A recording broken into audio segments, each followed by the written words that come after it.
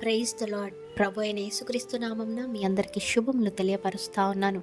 ఈ యొక్క వాగ్దానాలచే మీరు ఆదరింపబడినట్లయితే తప్పకుండా ఇతరులకు షేర్ చేయడానికి ప్రయత్నించండి.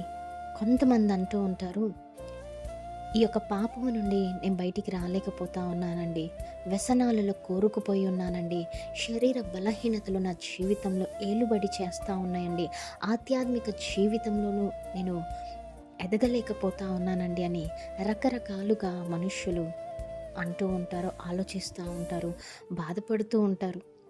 ఎందుకంటే వారికి కూడా ఉంటుంది మంచి లైఫ్ లీడ్ చేయాలి అనేసి, మంచిగా బ్రతకాలి, దేవుని మాటలు వినాలి, దేవుని చిత్తానికి లోబడాలి అనేసి.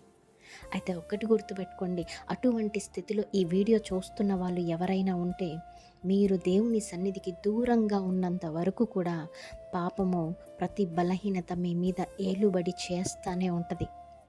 మరి ఎప్పుడైతే దేవుని సన్నిధికి మీరు రాగలరో, మీ పాపాన్ని ఒప్పుకొని వదిలిపెట్టగలరో, తప్పకుండా దేవుని కృపను మీరు పొందుకునేవారిగా ఉంటారు. ధర్మశాస్త్రం క్రింద మీరు లేరండి, ఇది కృపాకాలము. మరి పాపం మీ మీద అధికారము లేదు. పాపానికి దేవుని కృప మీ జీవితంలో పని చేస్తున్నందున పాపము, బలహీనత, బంధకాలు మీ మీద అధికారము చేయలేవు అనేసి గమనించండి. క్రీస్తులో మీరు విజయం పొందినవారు. ఈరోజు దేవుని కృప మిమ్ములను బలపరిచి మీ అడుగులను తప్పకుండా స్థిరపరుస్తుంది. కనుక నమ్మండి, విశ్వాసం ఉంచండి, దేవుని సహాయము కోరండి. ప్రతి విషయంలోనూ, ప్రతి పాపం విషయంలోనూ, బలహీనతల విషయంలోనూ విజయాన్ని పొందండి.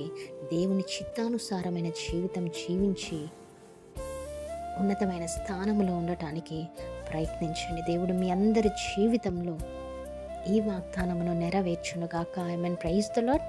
Have a great day.